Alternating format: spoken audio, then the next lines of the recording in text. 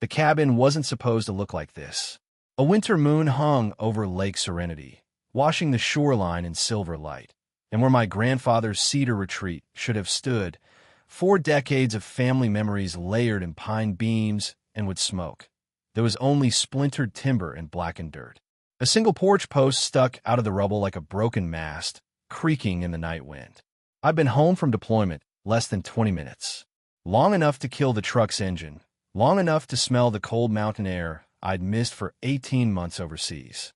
It should have smelled of frozen lake water and distant chimneys. Instead, the air was thick with diesel and char, the ghost of heavy machinery.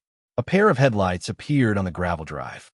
A white BMW purred to a stop as if it owned the ground beneath it. The driver's window slid down, and there she was, Vivian Blackthorne, president of the Lake Serenity Homeowners Association.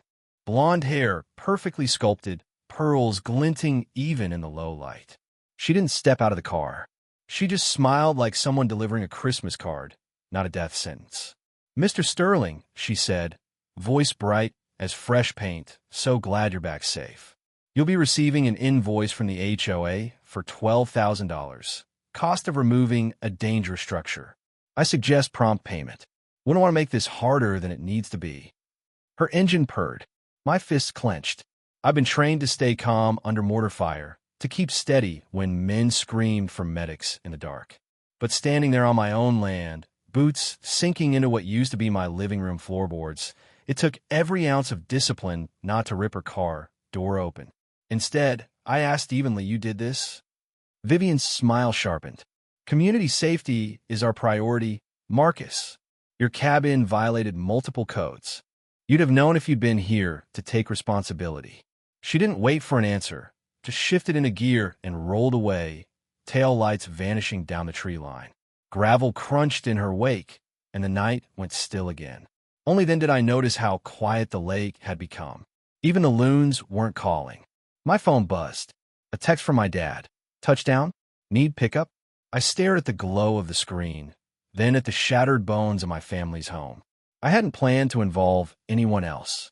I just wanted a weekend to breathe after years of sand and gunpowder, a chance to sip coffee on the porch Uncle Theo built with his own hands.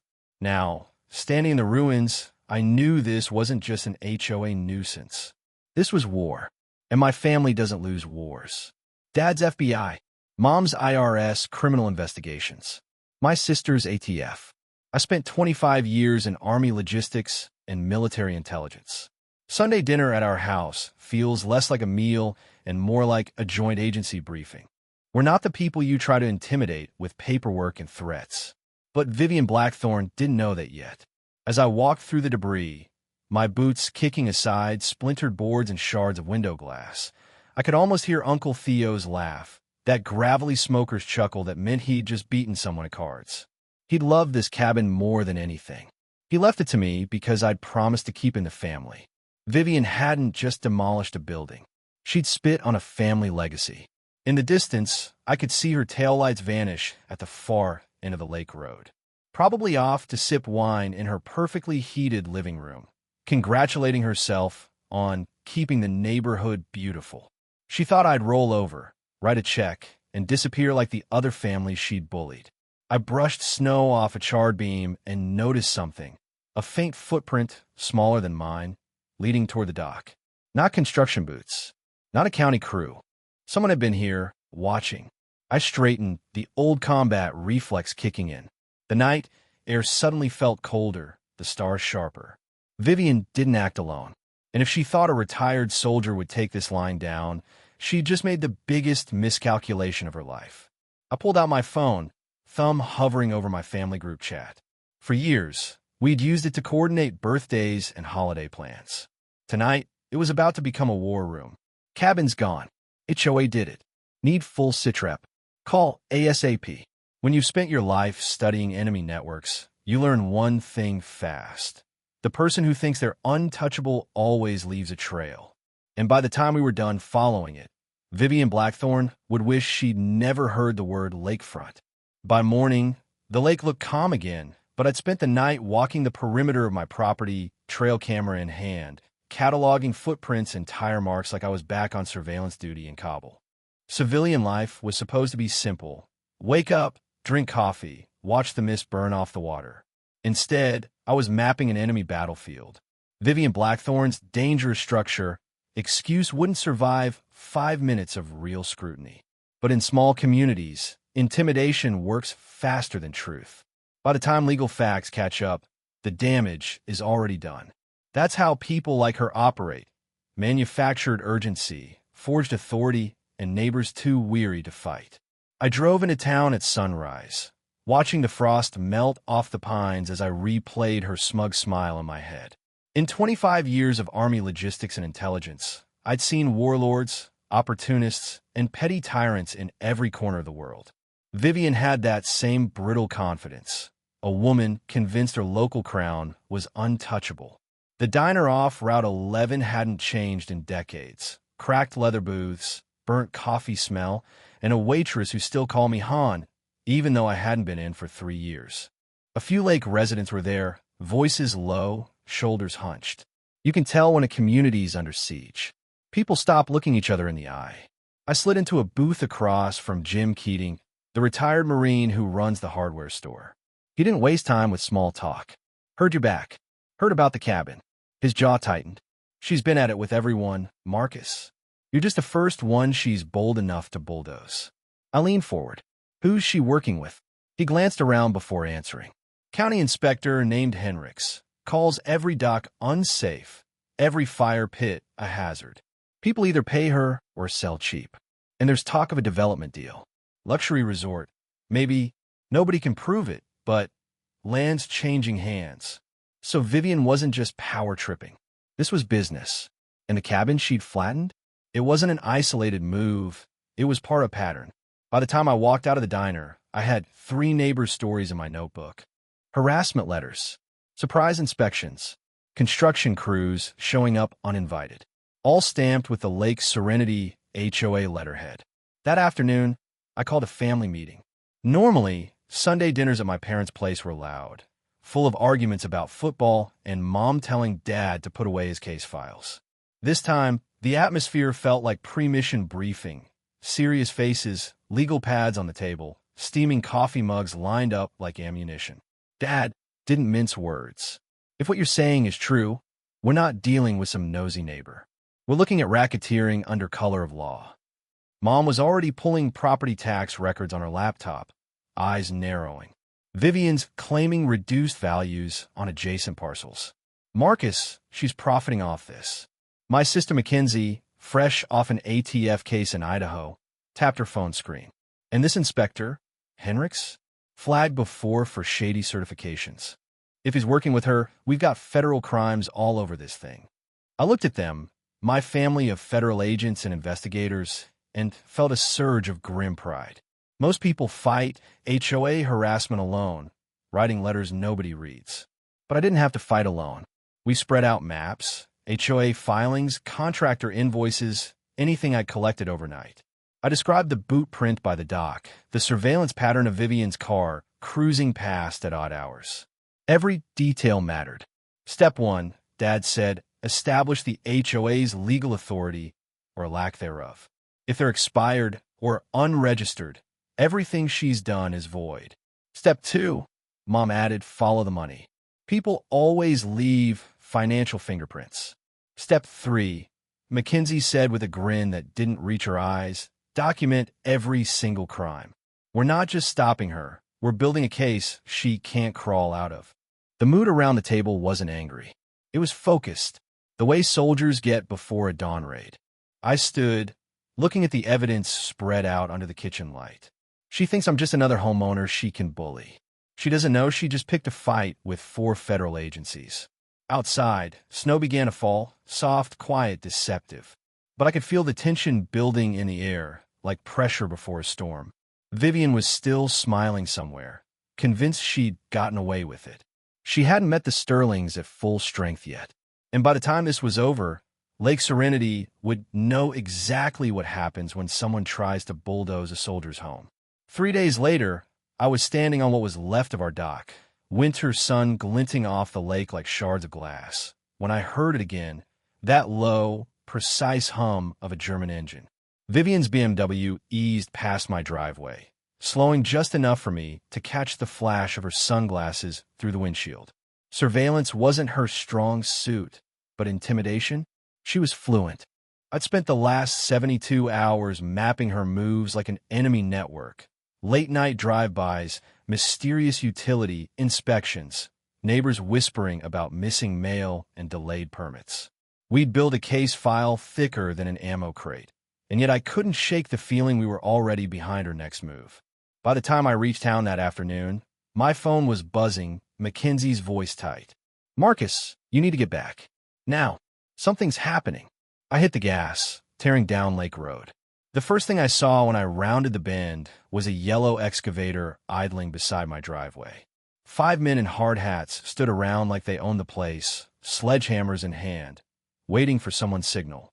And there she was, Vivian herself, pearls gleaming against her black winter coat, clipboard tucked under one arm like a royal decree. "Afternoon, Sergeant Sterling," she called as I pulled up. "County order to secure a hazardous property. You should have handled this through proper channels." I stepped out slowly, every muscle tight. "This is private land. You're trespassing." "Not according to this," she said, flashing a demolition permit with the county seal. "Emergency authorization. Structure deemed unsafe. We're doing you a favor." Behind her, the crew revved their tools to life. The smell of gasoline and fresh-cut pine hit my nose, wrong and violent like blood on clean snow. That's when I noticed the man beside her, Dale Henricks, the inspector Jim Keating had warned me about. He wouldn't meet my eyes, just kept staring at his boots. "Cut the engines," I barked, voice carrying the kind of authority you don't lose after 25 years in uniform. The men hesitated. Vivian's smile faltered. "Ma'am," I said evenly, "you touch one board on this land without a court order, and I'll have federal agents here before your BMW makes it back to the highway." It wasn't a bluff. She opened her mouth to argue, then closed it, studying me like she was recalculating odds. With an irritated flick of her hand, she waved the crew off. Engines died. For now. But the damage was done. This wasn't harassment anymore. This was open war. That night, our kitchen turned into a command center. Evidence everywhere. Photos, timestamps, tax filings, trail cam footage of Dale and Vivian walking my dock days before her inspection. Dad tapped the table. "They're escalating because they're scared." Means we're close. Mom didn't look up from her laptop. Closer than they think. I found bank records tying Vivian's HOA funds to a shell company. She's laundering money through her own construction firm. Mackenzie scrolled through ATF databases, jaw set. And this inspector? Dale shouldn't even have a license. He was suspended after a 2019 bridge collapse. Somebody's protecting him. The twist came when Mom froze mid-keystroke. "Oh my God. Marcus, look at this." On her screen was a development permit filed under Serenity Development, LLC. Managing partner, Vivian Blackthorne. Project, a $2.3 million luxury glamping resort. Condition, all non-compliant lake structures cleared. My stomach dropped. It wasn't about fees. It wasn't personal.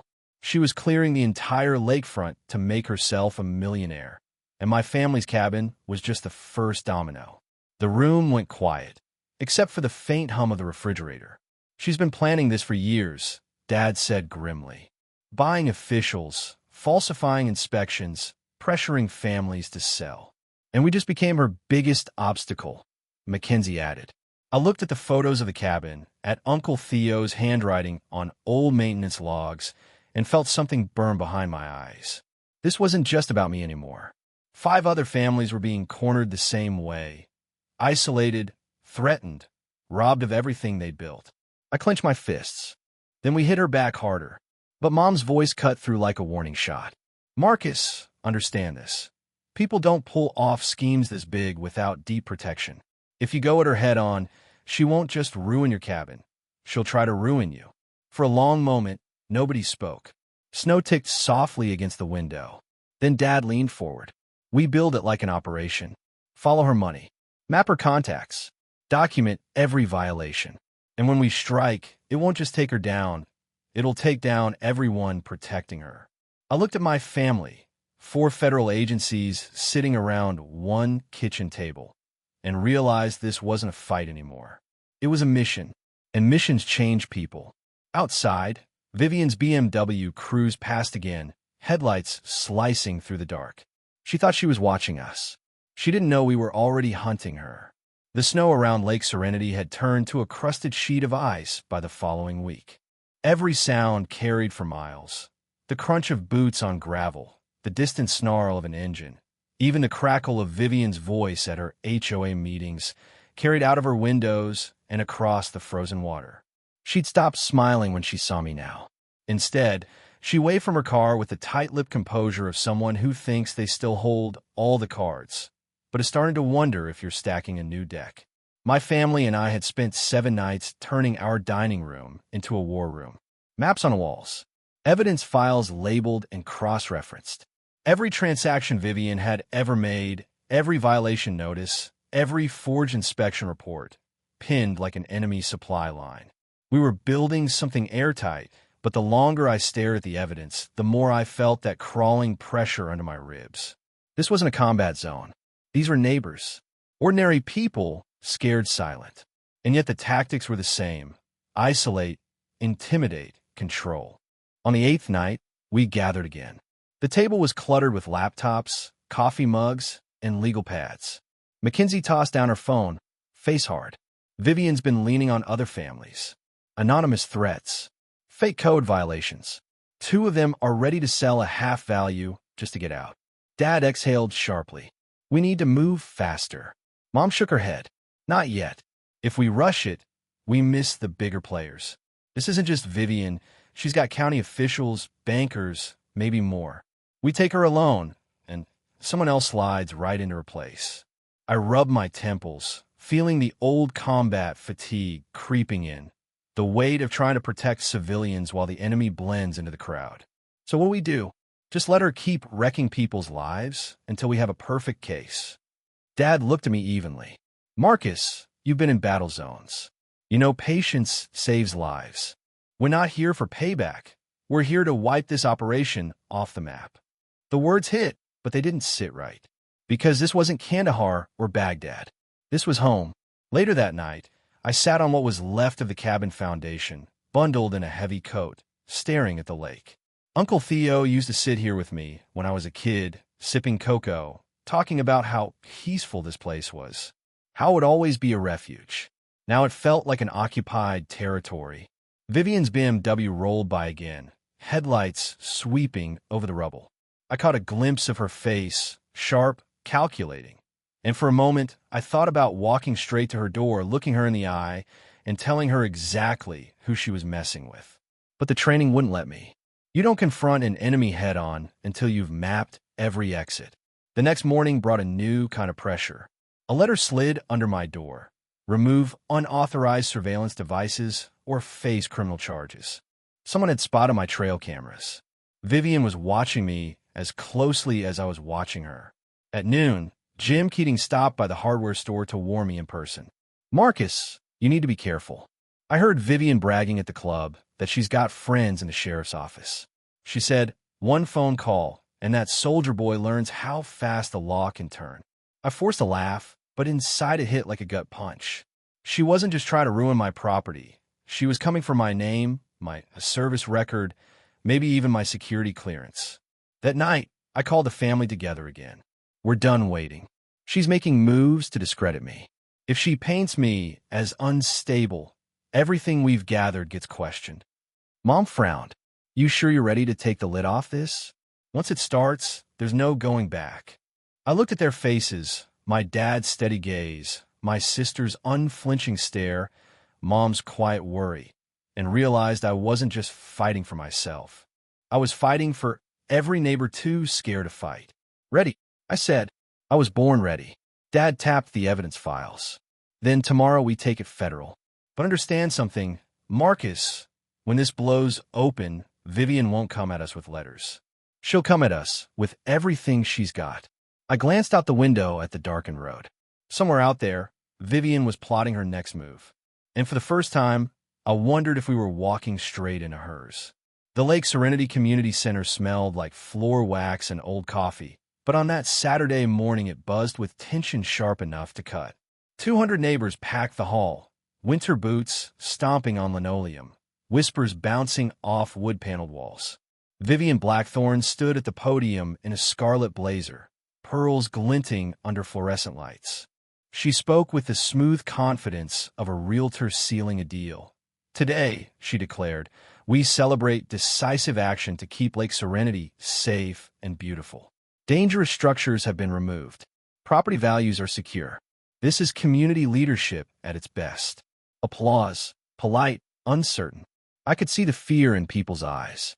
Some had already sold their cabins to anonymous buyers. Others clutched HOA notices like arrest warrants. My family slipped in through the side door, Dad in his dark suit, Mom with her IRS case files tucked under her arm, Mackenzie in her ATF field jacket. I wore my Army dress uniform.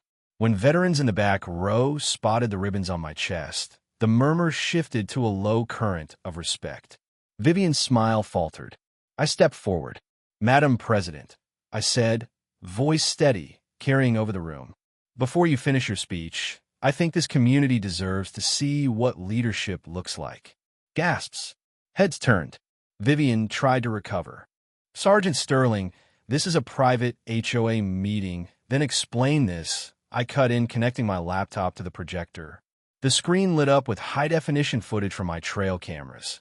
Vivian and Dale Henricks creeping onto my dock 3 nights before it was condemned, tape measure in hand, whispering under the cold stars.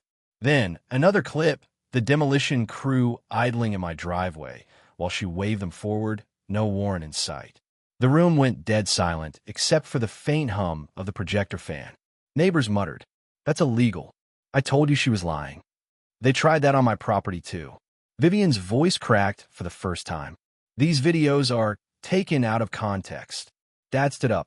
His badge flashed. "Context is exactly what we're here to provide. I'm Special Agent Franklin Sterling, FBI. This is an active federal investigation into racketeering, fraud, and civil rights violations." The crowd erupted.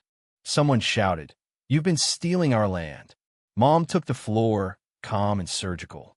Vivian used HOA funds to hire her own construction company to demolish properties, then launder profits through a shell corporation called Serenity Development, LLC.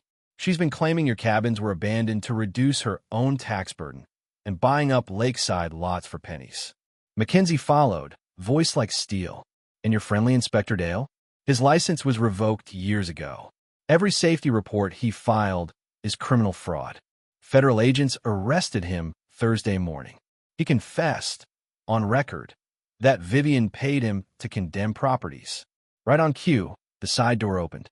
2 ATF agents escorted Dale into the hall in handcuffs. His eyes darted to Vivian. "I told them everything," he blurted. "Every deal, every bribe. She planned the whole resort." Gasps turned into shouts. Chairs scraped. Years of bottled anger cracked wide open as neighbors stood, pointing, yelling, demanding answers. Vivian pounded the podium. "This is government overreach. This is intimidation. These people are abusing their positions to attack an honest volunteer." "Ma'am," a voice interrupted, cool and authoritative. Agent Rodriguez from Dad's team stepped forward. "You're under arrest for conspiracy, racketeering, wire fraud, and deprivation of civil rights under color of law. You have the right to remain silent." The click of handcuffs echoed like a gunshot through the hall. Vivian's face collapsed, all her polish draining away as the weight of real power, federal power, landed squarely on her shoulders. Neighbors who once kept their heads down now stood tall, clapping, shouting her name like a curse. As they led her out past the news cameras, I took the podium, heart pounding. "This wasn't about my cabin," I said, voice shaking with emotion I couldn't hide. "It was about a neighbor who thought fear could buy her a fortune. You don't fight fear with silence. You fight it with truth."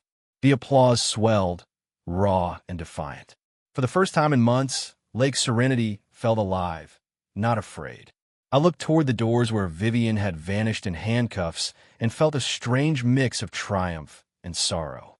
Winning never brings back what you've lost, but it can make sure no one else loses the same way. 6 months later, Lake Serenity didn't look like the battlefield it had been. The snow had melted, the docks were busy with fishing rods and kids' bare feet, and laughter carried across the water instead of whispers of fear. Our cabin stood again on its old foundation, not as a perfect replica, but as something new. Higher beams, wider porch, reinforced frame. Uncle Theo's handwriting still marked the storage boxes we'd salvaged from the rubble, tucked carefully inside. Cedar and pine filled the air the way it used to, but the smell was different this time. It was mixed with fresh paint, new beginnings, and a kind of victory you can't buy. Vivian Blackthorne is serving 4 years in federal prison. Restitution orders took her bank accounts, her BMW, her lakeside home, everything she thought made her untouchable. Dale Henricks will never hold a clipboard again. The county commissioner resigned in disgrace after pleading to corruption charges. Serenity Development LLC is gone, dismantled piece by piece. But the real victory didn't come from the court rulings or the settlements. It came from watching this community breathe again. The people who once closed their doors at HOA meetings now stand shoulder to shoulder, running a new neighborhood council with term limits and full transparency. I still remember the first gathering after Vivian's arrest. No podium speeches, no polished smiles, just folding chairs on the grass and neighbors passing around coffee in mismatched mugs. People told their stories out loud, about sleepless nights, threatening letters, the feeling that no one would ever believe them. For the first time, no one was afraid. The state legislature passed the Service Members HOA Protection Act, using our case as proof that deployed families needed stronger legal shields. Across the country, other communities started pushing back against their own petty tyrants, armed with the knowledge that intimidation isn't governance. We started a scholarship fund in Uncle Theo's name, money for veterans' families who've been harassed or cheated while serving. At the first fundraiser, Jim Keating leaned on the railing of the rebuilt dock, grinning as he reeled in a bass. "Guess the lake's peaceful again," he said, and for the first time it really was. But victory isn't simple.